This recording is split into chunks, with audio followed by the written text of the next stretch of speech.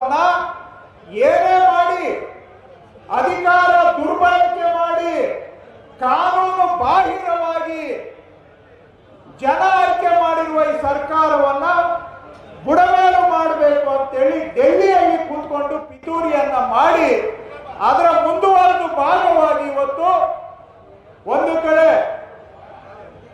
ಈ ಇಡಿ ಅಂತಾರಲ್ಲ enforcement directorate ಅವರ ಸೀಳು ನಾಯಿಗಳು ಅಂತೀವಲ್ಲ ನಮ್ಮ ಹಳ್ಳಿ ಭಾಷೆಯಲ್ಲಿ ಇಂಗ್ಲಿಷಲ್ಲಿ ವಿಚ್ ಹಂಟ್ ಅಂತ ಹೇಳ್ತಾರೆ. ಅಂದ್ರೆ ಅವರನ್ನ ನಮ್ಮ ಮೇಲೆ ಸೀಳು ನಾಯಿಗಳ ತರ ಛೂ ಬಿಟ್ಟಿದ್ದಾರೆ. ಹೋದ ತಿಂಗಳು ಈ ಇಡಿ ಅಧಿಕಾರಿಗಳು ಬಂದು ನಮ್ಮ ಕರ್ನಾಟಕದ ಅಧಿಕಾರಿಯನ್ನ ಒಬ್ಬನನ್ನ ವಿಚಾರಣೆಗೆ ತೆಗೆದುಕೊಂಡು ಅವನ ಮೇಲೆ ಒತ್ತಡ ಹಾಕ್ತಾರೆ. ಏನಂತ ಒತ್ತಡ ಹಾಕ್ತಾರೆ ಅಂತ ಹೇಳಿದ್ರೆ, ಈ ಮಹರ್ಷಿ ವಾಲ್ಮೀಕಿ ನಿಗಮ ಇದೆಯಲ್ಲ, ಆ ನಿಗಮದಲ್ಲಿ ಆಗಿರುವಂತಹ ಹಗರಣದಲ್ಲಿ ತನಿಖೆ ಮಾಡುವಾಗ ಒಬ್ಬ ಕಲ್ಲೇಶ್ ಅನ್ನೋ ಅಧಿಕಾರಿ ಮೇಲೆ ದಬಾವಣೆ ಮಾಡ್ತಾರೆ. ಏನಂತ ದಬಾವಣೆ? ನೀನು ಸುಳ್ಳು ಹೇಳಿಕೆಯನ್ನ ಕೊಡಬೇಕು. ಈ ಮಹರ್ಷಿ ವಾಲ್ಮೀಕಿ ಹಗರಣದಲ್ಲಿ ಮಾನ್ಯ ಸಿದ್ದರಾಮಯ್ಯ ಅವರು, ಡಿ ಕೆ ಶಿವಕುಮಾರ್ ಅವರದ್ದು ಪಾತ್ರ ಇದೆ ಅಂತ ಸುಳ್ಳು ಹೇಳಿಕೆಯನ್ನ ನೀನು ಕೊಡಬೇಕು. ಅವರನ್ನ ಇದರಲ್ಲಿ ತಪ್ಪು ಸಿಕ್ಕಿಸಬೇಕು. ಅವರನ್ನ ನೀನು ಸಿಕ್ಕಿಸಿದ್ರೆ ನಿನಗೆ ಕೇಂದ್ರ ಸರ್ಕಾರ ಎಲ್ಲಾ ರಕ್ಷಣೆಯನ್ನ ನಾವು ಕೊಡ್ತೇವೆ. ನೀವು ಸುಳ್ಳು ಹೇಳಿಕೆಯನ್ನ ಕೊಡ್ಲಿಲ್ಲ ಅಂತ ಹೇಳಿದ್ರೆ ನಿನಗೆ 7 ವರ್ಷ ಜೈಲಿಗೆ ಕಳಿಸ್ತೀವಿ ಅಂತೇಳಿ ಅವ್ರ ಮೇಲೆ ಒತ್ತಡ ತರ್ತಾರೆ. ಇವರು ತನಿಖೆ ಮಾಡೋದಕ್ಕೆ ಬಂದಿರೋದು ಮಹರ್ಷಿ ವಾಲ್ಮೀಕಿ ನಿಗಮದಲ್ಲಿ ಯಾರು ತಪ್ಪು ಮಾಡಿದ್ದಾರೆ ಅವರನ್ನ ಹುಡುಕಿ ಶಿಕ್ಷೆ ಕೊಡೋದಕ್ಕಲ್ಲ, ತಪ್ಪು ಮಾಡಿರೋದನ್ನ ರಕ್ಷಣೆ ಮಾಡಿ ಆ ಪ್ರಕರಣವನ್ನ ದುರುಪಯೋಗ ಮಾಡಿ ಕಾಂಗ್ರೆಸ್ ಸರ್ಕಾರವನ್ನ ಸಿಕ್ಕಿಸಿ ಮಾನ್ಯ ಸಿದ್ದರಾಮಯ್ಯನವರು, ಡಿ ಕೆ ಶಿವಕುಮಾರ್ ಅವರನ್ನ ಏನು ತಪ್ಪು ಮಾಡದೆ ಹೋದ್ರೂ ಕೂಡ ಈ ಹಗರಣದಲ್ಲಿ ಸಿಕ್ಕಿಸಿ ಅದರ ಮುಖಾಂತರ ಈ ಸರ್ಕಾರವನ್ನ ಬುಡಮೇಲು ಮಾಡಬೇಕು ಅಂತೇಳಿ ಪಿತೂರಿಯ ಭಾಗವಾಗಿ ಇಡಿ ಅಧಿಕಾರಿಗಳನ್ನ ಕಳಿಸ್ಕೊಟ್ಟಿದ್ರು. ಆದ್ರೆ ಕಲ್ಲೇಶ್ ಅನ್ನೋ ಅಧಿಕಾರಿ ಅವರ ಒತ್ತಡಕ್ಕೆ ಬಗ್ಗಲಿಲ್ಲ. 7 ವರ್ಷ ಜೈಲಿಗೆ ಕಳಿಸ್ತೀವಿ ಅಂತ ಹೇಳಿದ್ರು ಕೂಡ ಹೆದರಲಿಲ್ಲ ಅವನು.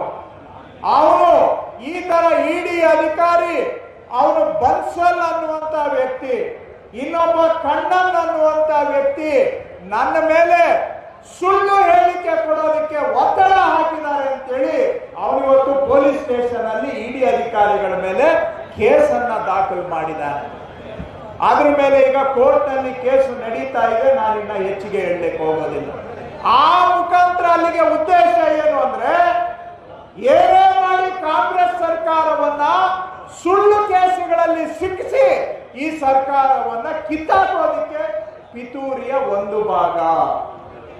ಅದು ಅಲ್ಲಿಗೆ ಆಯ್ತು ಅಂತೇಳಿ ಇಡಿ ಇವಾಗ ಕೋರ್ಟ್ ನಲ್ಲಿ ಹೋಗಿ ಸಿಕ್ಕಾಕೊಂಡಿದೆ ಅಂತೇಳಿ ಅದನ್ನ ಅಲ್ಲಿಗೆ ಕೈ ಬಿಟ್ಟುಬಿಟ್ಟು ಇವಾಗ ರಾಜ್ಯಪಾಲರ ಕಚೇರಿಯನ್ನ ಉಪಯೋಗಿಸ್ಕೊಳ್ಳಕ್ಕೆ ಶುರು ಮಾಡಿದ್ದಾರೆ, ದುರುಪಯೋಗ ಮಾಡಕ್ಕೆ. ರಾಜ್ಯಪಾಲರನ್ನ ಮುಂದಕ್ಕೆ ಬಿಟ್ಟಿದ್ದಾರೆ. ಈಗ ಏನಂತ,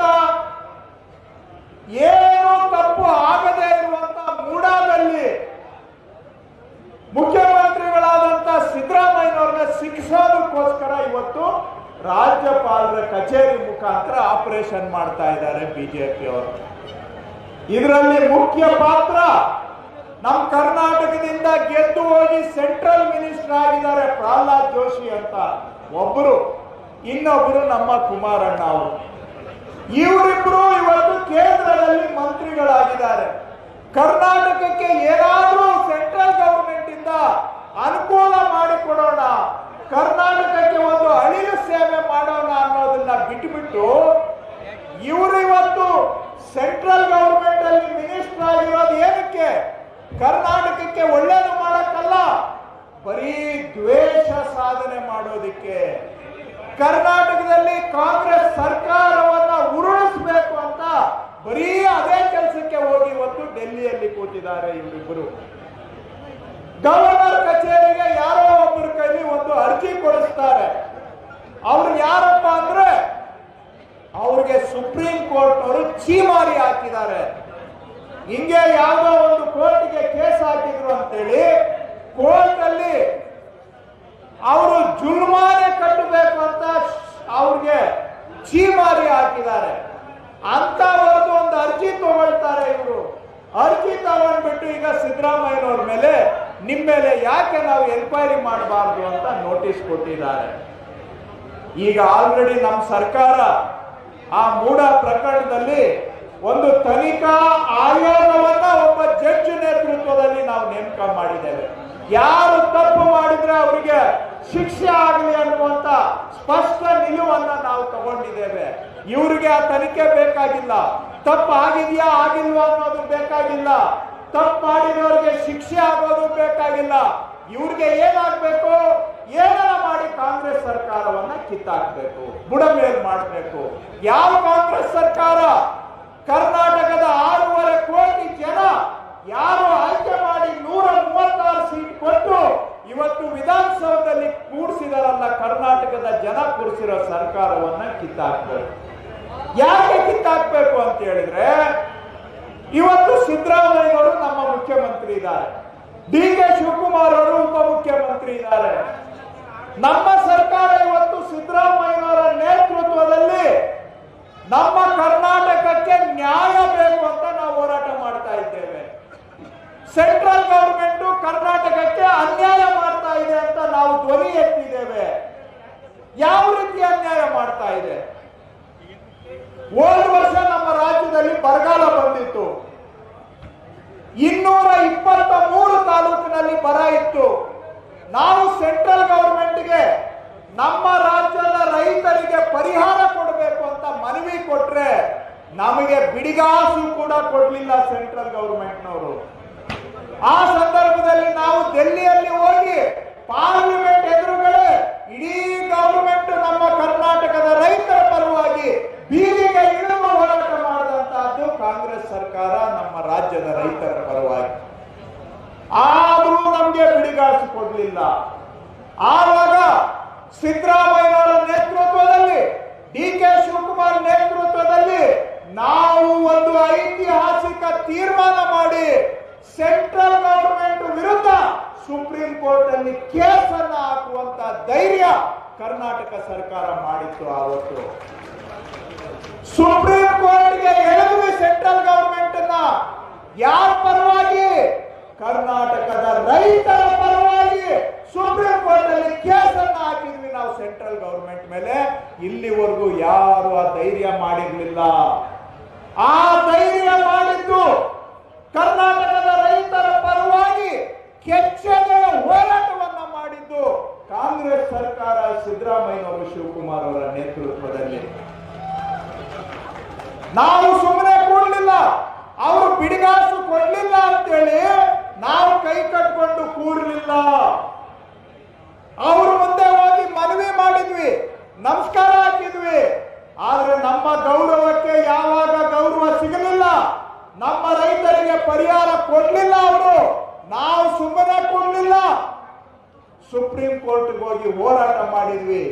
ಯಾವಾಗ ನಾವು ಸುಪ್ರೀಂ ಕೋರ್ಟ್ ಅಲ್ಲಿ ಹೋರಾಟ ಮಾಡಿದ್ವಿ, ಆವಾಗ ಸುಪ್ರೀಂ ಕೋರ್ಟ್ ಅವರು ಸೆಂಟ್ರಲ್ ಗವರ್ಮೆಂಟ್ ಅನ್ನ ಕರೆದು ಕರ್ನಾಟಕಕ್ಕೆ ಪರಿಹಾರ ಕೊಡ್ತೀರಾ ಇಲ್ಲ ಅಂತೇಳಿ ನಮ್ಮ ಪರವಾಗಿ ಚಾಟಿ ಬೀಸಿದಾಗ, ಇಲ್ಲ ಸ್ವಾಮಿ ಒಂದು ವಾರದಲ್ಲಿ ಪರಿಹಾರ ಕೊಟ್ಬಿಡ್ತೀವಿ ಅಂತ ಅಲ್ಲಿ ಕೇಳ್ಕೋಬೇಕಾಗಿ ಬಂತು. ಆ ತರಹ ನಮ್ಮ ರೈತರ ಪರವಾಗಿ ಹೋರಾಟ ಮಾಡಿದ್ರಿಂದ ಸೆಂಟ್ರಲ್ ಗವರ್ಮೆಂಟ್ ಅನಿವಾರ್ಯವಾಗಿ ನಮಗೆ 3,454 ಕೋಟಿ ರೂಪಾಯಿ ನಮ್ಮ ರೈತರಿಗೆ ಪರಿಹಾರ ಸಿಕ್ತು. 3,450 ಕೋಟಿ ರೂಪಾಯಿ 38 ಲಕ್ಷ ರೈತರಿಗೆ 38 ಲಕ್ಷ ರೈತರಿಗೆ ಪರಿಹಾರವನ್ನ ಕೊಟ್ಟಿದ್ದೇವೆ. ಹಿಂದೆ ಬಿಜೆಪಿ ಗವರ್ಮೆಂಟ್ ಇದ್ದಾಗ ಅವರು ಕೊಟ್ಟಿದ್ದು ಬರೀ 14 ಲಕ್ಷ ರೈತರಿಗೆ ಅಷ್ಟೇ ಪರಿಹಾರ. ಆದರೆ ಕಾಂಗ್ರೆಸ್ ಗವರ್ಮೆಂಟ್ ಸುಪ್ರೀಂ ಕೋರ್ಟ್ ಅಲ್ಲಿ ಹೋರಾಟ ಮಾಡಿ 3,500 ಕೋಟಿ ಗೆದ್ದು ತಗೊಂಡು ಬಂದು 38 ಲಕ್ಷ ಕನ್ನಡಿಗ ರೈತರಿಗೆ ಪರಿಹಾರವನ್ನ ನಾವು ಕೊಟ್ಟಿದ್ದೇವೆ. ಇದು ಅವರಿಗೆ ಸಹಿಸೋದಕ್ಕಾಗೋದಿಲ್ಲ. ಯಾಕೆ ಅಂದ್ರೆ ಹೋದ ವರ್ಷ ಬರೀ ಕರ್ನಾಟಕದಲ್ಲಿ ಇರಲಿಲ್ಲ, ಮಹಾರಾಷ್ಟ್ರದಲ್ಲಿತ್ತು, ಆಂಧ್ರದಲ್ಲಿತ್ತು, ಜಾರ್ಖಂಡ್ ಅಲ್ಲಿತ್ತು, ಛತ್ತೀಸ್ಗಢ, ಉತ್ತರ ಪ್ರದೇಶ, ಬಿಹಾರ ಎಲ್ಲಾ ಕಡೆ ಬರಗಾಲ ಇತ್ತು. ಯಾರಿಗೂ 1 ಪೈಸಾ ಕೊಡಲಿಲ್ಲ ಸೆಂಟ್ರಲ್ ಗವರ್ಮೆಂಟ್. ಆದ್ರೆ ಸುಪ್ರೀಂ ಕೋರ್ಟ್ ಅಲ್ಲಿ ಹೋರಾಟ ಮಾಡಿ 3,500 ಕೋಟಿ ತಗೊಂಡು ಬಂದಿದ್ದು ಕರ್ನಾಟಕದ ಕಾಂಗ್ರೆಸ್ ಸರ್ಕಾರ ಮಾತ್ರ. ಬೇರೆಯವರಿಗೆಲ್ಲ ಚೆಂಬು ಕೊಟ್ರು, ನಮಗೂ ಚೆಂಬು ಕೊಡಕ್ ಹೊರಟಿದ್ರು. ಆದ್ರೆ ನಮ್ಮ ಸರ್ಕಾರ ಹೋರಾಟ ಮಾಡಿದ್ರಿಂದ ನಮ್ಗೆ ಸಿಕ್ತು. ಇದು ಇವತ್ತು ಬಿಜೆಪಿ ಅವರಿಗೆ ಸಹಿಸೋದಕ್ಕೆ ಆಗ್ತಾ ಇಲ್ಲ. ಕರ್ನಾಟಕಕ್ಕೆ ಅನ್ಯಾಯ ಮಾಡಿದ್ದರ ವಿರುದ್ಧವಾಗಿ ಇವರು ನಾವು ಕೆಚ್ಚೆದೆಯ ಹೋರಾಟ ಮಾಡಿದ್ದು ನುಂಗೋದಕ್ಕೆ ಆಗ್ತಾ ಇಲ್ಲ. ಅಷ್ಟೇ ಅಲ್ಲ, ಇವತ್ತು ನಮ್ಮ ಕಾವೇರಿ ನದಿ ಹೋದ ವಾರ 1,60,000 ಕ್ಯೂಸೆಕ್ಸ್ ಹರಿದು ಹೋಗಿದೆ. ಜುಲೈ ತಿಂಗಳಲ್ಲಿ ನಾವು ತಮಿಳುನಾಡಿಗೆ ಬಿಡಬೇಕಾಗಿದ್ದು 40 TMC ನೀರು. ಜುಲೈ ತಿಂಗಳಲ್ಲಿ ಕರ್ನಾಟಕ ಬಿಡಬೇಕಾಗಿದ್ದು 40 TMC ನೀರು. ಆದ್ರೆ ಕರ್ನಾಟಕದಿಂದ ಬಿಟ್ಟಿರೋದು 98 TMC ನೀರು ಹರಿದು ಹೋಗಿದೆ. ಬಿಡಬೇಕಾಗಿದ್ದು 40 ಆದ್ರೆ ಆ 40 ಬಿಟ್ಟು ಅದರ ಮೇಲೆ 58 TMC ನೀರನ್ನ ಬಿಟ್ಟಿದ್ದೇವೆ. ಎಷ್ಟು ಬಿಡಬೇಕಾಗಿತ್ತು ಅದಕ್ಕಿಂತ 250% ನೀರನ್ನ ಬಿಟ್ಟಿದ್ದೇವೆ. ಇವತ್ತು ಆ ನೀರು ಸಮುದ್ರಕ್ಕೆ ಹೋಗಿ ಸೇರ್ಕೋತಾ ಇದೆ. ಅದೇ ನಮ್ಮ ಮೇಕೆದಾಟು ಯೋಜನೆ ಆಗಿದ್ದಿದ್ರೆ ಇವತ್ತು ಈ ಭಾಗದಲ್ಲಿರುವ 1 ಕೋಟಿ ರೈತರಿಗೆ ನಾವು ನೀರನ್ನ ಕೊಡಬಹುದಾಗಿತ್ತು. ಆದ್ರೆ ಬಿಜೆಪಿನವರು ನಮ್ಮ ಮೇಕೆದಾಟು ಯೋಜನೆಗೆ ಪರ್ಮಿಷನ್ ಕೊಡ್ತಾ ಇಲ್ಲ. ನಮ್ಮ ಜನಗಳ ನೀರು ಹರಿದು ಇವತ್ತು ತಮಿಳುನಾಡಿಗೂ ಇಲ್ಲ, ಸಮುದ್ರಕ್ಕೆ ಹೋಗ್ತಾ ಇದೆ. ಸಿದ್ದರಾಮಯ್ಯನವರ ನೇತೃತ್ವದಲ್ಲಿ, DK ಶಿವಕುಮಾರ್ ನೇತೃತ್ವದಲ್ಲಿ ನಮ್ಮ ಮೇಕೆದಾಟು ಯೋಜನೆಗೆ ಪರ್ಮಿಷನ್ ಕೊಡಿ ಅಂತೇಳಿ ಕಾಂಗ್ರೆಸ್ ಸರ್ಕಾರ ನಾವು ಹೋರಾಟ ಮಾಡ್ತಾ ಇದ್ದೇವೆ. ಮೇಕೆದಾಟು ಯೋಜನೆ ಆದ್ರೆ ಮಂಡ್ಯ ಎಲ್ಲಾ ತಾಲೂಕಿಗೂ ನೀರಾವರಿ ಮಾಡಬಹುದು. ಅಕ್ಕಪಕ್ಕ ಜಿಲ್ಲೆ ಎಲ್ಲ ಕನ್ನಡಿಗರಿಗೆ ಕುಡಿಯೋ ನೀರು ಕೊಡಬಹುದು. ನಾವು 1 ಕೋಟಿ ಜನಕ್ಕೆ ಅನುಕೂಲ ಆಗುತ್ತೆ. ಆದ್ರೆ ಬಿಜೆಪಿನವರು ಇವತ್ತು ಅದಕ್ಕೆ ಪರ್ಮಿಷನ್ ಕೊಡ್ತಾ ಇಲ್ಲ. ಅದರ ವಿರುದ್ಧ ನಾವು ಕಾಂಗ್ರೆಸ್ ಸರ್ಕಾರ ಹೋರಾಟ ಮಾಡ್ತಾ ಇದ್ದೀವಿ. ಇದು ಬಿಜೆಪಿನವರಿಗೆ ಸಹಿಸೋದಕ್ಕೆ ಆಗ್ತಾ ಇಲ್ಲ. ಮಾನ್ಯ ಕುಮಾರಣ್ಣ ಅವರು ಮಂಡ್ಯದಿಂದ ತಾವೆಲ್ಲ ಗೆಲ್ಸಿದೀರ. ನೀವು ಅಂದ್ರೆ ಮಂಡ್ಯದ ಜನ ಗೆಲ್ಸಿದ್ದಾರೆ. ಜನಗಳ ತೀರ್ಮಾನಕ್ಕೆ ನಾವು ತಲೆ ಬಾಗುತ್ತೇವೆ. ನಾವು ಚುನಾವಣೆಯಲ್ಲಿ, ಪಾರ್ಲಿಮೆಂಟ್ ಚುನಾವಣೆಯಲ್ಲಿ ಸೋತಿರಬಹುದು. ಇವತ್ತು ಅವರು ಮಂಡ್ಯ ಜನ ಗೆಲ್ಸಿದ್ದಾರೆ, ಸೆಂಟ್ರಿಗೆ ಕಳಿಸಿದ್ದಾರೆ, ಅವರಲ್ಲಿ ಮಂತ್ರಿ ಆಗಿದ್ದಾರೆ. ನಾನು ಕುಮಾರಣ್ಣವ್ರಿಗೆ ಕೇಳ್ತೇನೆ, ಅಣ್ಣ ಅವರೇ, ತಾವು ಇದ್ದೀರಾ, ತಮ್ಮ ತಂದೆಯವರು ಇದ್ದಾರೆ, ಇವತ್ತು ನೀವು ಸೆಂಟ್ರಲ್ ಗವರ್ಮೆಂಟ್ ಅಲ್ಲಿ ಭಾಗಿಯಾಗಿದ್ದೀರಾ. ಇವತ್ತು ತಾವೆಲ್ಲ ಸೇರಿ ನಮ್ಮ ಮೇಕೆದಾಟು ಯೋಜನೆಗೆ ಇಲ್ಲಿವರೆಗೂ ಸೆಂಟ್ರಲ್ ಗವರ್ಮೆಂಟ್ ಇಂದ ಪರ್ಮಿಷನ್ ಯಾಕೆ ಕೊಡಿಸಿಲ್ಲ? ನೀವು ಇವತ್ತು ಪಾದಯಾತ್ರೆ ಮಾಡೋರು ಮೇಕೆದಾಟು ಯೋಜನೆಗೆ ಪರ್ಮಿಷನ್ ಕೊಡಿಸ್ಬಿಟ್ಟು ಪಾದಯಾತ್ರೆ ಮಾಡಿದ್ದಿದ್ರೆ ನಾವೇ ಬಂದು ನಿಮ್ಗೆ ಹಾರ ಹಾಕಿ ಸ್ವಾಗತ ಮಾಡ್ತಾ ಇದ್ವಿ ಅಲ್ಲ ಅಣ್ಣ ಅವರೇ. ಈ ಭಾಗದ 1 ಕೋಟಿ ರೈತರಿಗೆ ಅನುಕೂಲ ಆಗ್ತಾ ಇತ್ತಲ್ಲ. ನೀವಿವತ್ತು ಯಾವ ಪುರುಷಾರ್ಥಕ್ಕೆ ಪಾದಯಾತ್ರೆ ಮಾಡ್ತಾ ಇದ್ದೀರಿ? ತಾವು ಇವತ್ತು ಕೇಂದ್ರದಲ್ಲಿ ಮಂತ್ರಿ ಆಗಿರೋದು ಬರೀ ದ್ವೇಷ ಸಾಧನೆ ಮಾಡೋದಕ್ಕ, ಕರ್ನಾಟಕದ ಜನಗಳಿಗೆ ಅನುಕೂಲ ಮಾಡೋದಕ್ಕ? ಮಂಡ್ಯದ ಜನ ತಮ್ಮನ್ನ ಓಟ್ ಹಾಕಿ ಪಾರ್ಲಿಮೆಂಟ್ ಕಳಿಸಿದ್ದಾರೆ. ಈ ಮಂಡ್ಯದ ಜನಗಳ ಓಟ್ ಇಂದ ನೀವು ಸೆಂಟ್ರಲ್ ಮಿನಿಸ್ಟರ್ ಆಗಿದ್ದೀರಿ. ವಾಪಸ್ ಕೊಡ್ತಾ ಇರೋದು ಏನು? ಗ್ಯಾರಂಟಿ ಕೊಟ್ಟಂತ ಕಾಂಗ್ರೆಸ್ ಸರ್ಕಾರವನ್ನ 10 ತಿಂಗಳ ಒಳಗಡೆ ಉರುಳಿಸ್ತೀನಿ ಅಂತ ಹೇಳ್ತಾ ಇದ್ದೀರಲ್ಲ, ಇದೇನಾ ನಿಮ್ಮ ಕೊಡುಗೆ? ಕಾಂಗ್ರೆಸ್ ಸರ್ಕಾರ ಉರುಳಿಸೋದಕ್ಕೋಸ್ಕರ ನಿಮ್ಮನ್ನ ಮಂಡ್ಯದ ಜನ ಆಯ್ಕೆ ಮಾಡಿದ್ರ? ಅಥವಾ ಮೇಕೆದಾಟು ಯೋಜನೆ ಮಾಡಿ ನಮ್ಮ ರಾಜ್ಯದ ಜನಗಳಿಗೆ ಸಹಾಯ ಮಾಡೋದಕ್ಕೋಸ್ಕರ ನಿಮ್ಮನ್ನ ಕಳಿಸಿದಾರ? ನೀವು ಡೆಲ್ಲಿಗೆ ಹೋಗಿರೋದು ಬರೀ ದ್ವೇಷ ಸಾಧನೆ ಮಾಡೋದಕ್ಕ ಅಥವಾ ಕರ್ನಾಟಕಕ್ಕೆ ಸಹಾಯ ಮಾಡೋದಕ್ಕ? ಉತ್ತರ ಕೊಡಬೇಕು. ಇವತ್ತು ಬಿಜೆಪಿಯವರು ಜೆಡಿಎಸ್ನವರು ಸೇರಿ ಕರ್ನಾಟಕದ ಮೇಲೆ, ಕನ್ನಡಿಗರ ಮೇಲೆ ಯುದ್ಧ ಘೋಷಣೆ ಮಾಡಿದ್ದಾರೆ. ಅವರೊಬ್ರು ಗವರ್ನರ್ ಸಿಕ್ಕಿದ್ದಾರೆ ಇವ್ರ ಕೈಗೆ. ಅವರು ಸಂವಿಧಾನದ ಕೆಳಗಿದಾರೋ ಅಥವಾ ಈ ಗವರ್ನರ್ ಸಂವಿಧಾನದ ಮೇಲಿದ್ದಾರ ಅನ್ನೋದು ನಮ್ಗೆ ಅರ್ಥ ಆಗ್ತಾ ಇಲ್ಲ. ಬಾಬಾ ಸಾಹೇಬ್ ಅಂಬೇಡ್ಕರ್ ಅವರು ಕೊಟ್ಟಿರ್ತಕ್ಕಂಥ ಸಂವಿಧಾನ ಈ ದೇಶಕ್ಕೆ ಪ್ರತಿಯೊಬ್ಬರಿಗೂ ಇರ್ತಕ್ಕಂಥ ಸಂವಿಧಾನ. ಆದ್ರೆ ಇವತ್ತು ಇವರು ಗವರ್ನರ್ ಬಂದ್ಬಿಟ್ಟು ಡೆಲ್ಲಿ ಏಜೆಂಟ್ ಆಗಿ ಇವತ್ತು ಈ ಗವರ್ನರ್ ಕೆಲಸ ಮಾಡ್ತಾ ಇದ್ದಾರೆ. ಬಿಜೆಪಿಯ ಪಿತೂರಿಯಲ್ಲಿ ಈ ಗವರ್ನರ್ ಕೂಡ ಸೇರ್ಕೊಂಡಿದ್ದಾರೆ. ನೀವು ಕೇಳಬಹುದು, ಏನು ಇಷ್ಟೆಲ್ಲ ಮಾತಾಡ್ತಾ ಇದ್ದೀರಾ, ಯಾವ ಆಧಾರದ ಮೇಲೆ ಮಾತಾಡ್ತಾ ಇದ್ದೀರಿ ಅಂತ. ಇವತ್ತು ಯಾರೋ ಒಬ್ಬರು ಸುಪ್ರೀಂ ಕೋರ್ಟ್ ಇಂದ ಚೀಮಾರಿ ಹಾಕ್ಸ್ಕೊಂಡಿರುವಂತ ವ್ಯಕ್ತಿ ಗವರ್ನರ್ಗೆ ಒಂದು ಅರ್ಜಿ ಕೊಟ್ಕೊಂಡ್ಲೆ ಅವರು ಸಿದ್ದರಾಮಯ್ಯನವರಿಗೆ ಶೋಕಾಸ್ ನೋಟಿಸ್ ಕೊಟ್ಟಿದ್ದಾರೆ ಗವರ್ನರ್.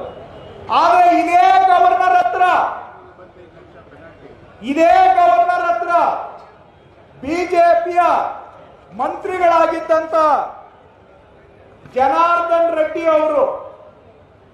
ಅವ್ರಿಗೂ ಕೂಡ ತನಿಖೆ ಮಾಡಬೇಕು ಅಂತ ಲೋಕಾಯುಕ್ತದವರು ರಿಕ್ವೆಸ್ಟ್ ಕೊಟ್ಟಿದ್ದಾರೆ ಗವರ್ನರ್ಗೆ. ಲೋಕಾಯುಕ್ತದವರು ಪತ್ರ ಬರೆದಿದ್ದಾರೆ ಗವರ್ನರ್ಗೆ. ಏನಂತ ಅಂತ ಹೇಳಿದ್ರೆ, ಆರೋಪಿತರು ಅವರ ಬಲ್ಲ ಮೂಲಗಳ ಆದಾಯಕ್ಕಿಂತ ಹೆಚ್ಚು ಆದಾಯ ಹೊಂದಿರುವುದು ತನಿಖೆಯಿಂದ ದೃಢಪಟ್ಟಿದೆ. ಅಂದ್ರೆ ಅವರು ರಾಜಕೀಯದಲ್ಲಿ ದುಡ್ಡು ಮಾಡಿದ್ದಾರೆ ಅನ್ನೋದು ತನಿಖೆಯಿಂದ ಗೊತ್ತಾಗಿದೆ. ಇವ್ರ ಮೇಲೆ ಪ್ರಾಸಿಕ್ಯೂಷನ್ ಮಾಡೋದಕ್ಕೆ ಅನುಮತಿ ಕೊಡಬೇಕು ಅಂತ ನಾವೆಲ್ಲ ಕೊಟ್ಟಿರೋದು, ಯಾರೋ ದಾರಿಯಲ್ಲಿ ಹೋಗೋರೆಲ್ಲ ಕೊಟ್ಟಿರೋದು. ಕರ್ನಾಟಕ ಲೋಕಾಯುಕ್ತ ಸಂಸ್ಥೆಯವರು ಗವರ್ನರ್ಗೆ ಪತ್ರ ಬರೆದಿದ್ದಾರೆ. ಇದನ್ನ ಗವರ್ನರ್ ಏನ್ ಮಾಡಿದ್ದಾರೆ, ಅವ್ರು ಕೆಳಗೆ ಹಾಕೊಂಡು ಕೂತಿದ್ದಾರೆ ಅದರ ಮೇಲೆ. ಇವ್ರಿಗೆ ಯಾಕೆ ನೋಟಿಸ್